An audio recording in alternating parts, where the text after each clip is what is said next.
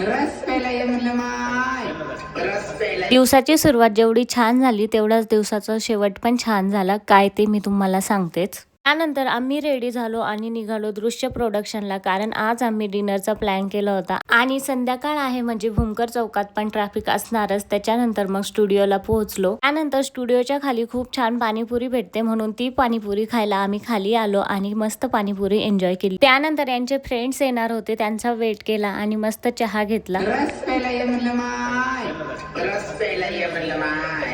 आपण हाटलीवर बसत होतो, रस पित होतो. आणि सगळे फ्रेंड्स एकत्र आले म्हणजे काहीतरी मस्ती व्हायलाच पाहिजे. तशीच यांची सुद्धा इथे मस्ती चालू होती आणि मला तर खूप हसायला येत होतं. त्यानंतर खतरो के खिलाडी बनून आम्ही निघालो डिनर करण्यासाठी, कारण की वहिनी बाईक चालवत होत्या आणि मागे मला खूप भीती वाटत होती. सेफली डेस्टिनेशन वरती पोहोचलो आणि मस्त असा डिनर एन्जॉय केला. त्यानंतर मग लगेच आईस्क्रीमचा प्लॅन बनला आणि आम्ही आलो आईस्क्रीम खाण्यासाठी आणि मस्त आईस्क्रीम एन्जॉय केली. त्यानंतर आम्ही घरी जायला निघालो. 4थ्या मेट्रोच्या स्पीडला मॅच करत आम्ही आमच्या दिवसाचा शेवट केला. बाय.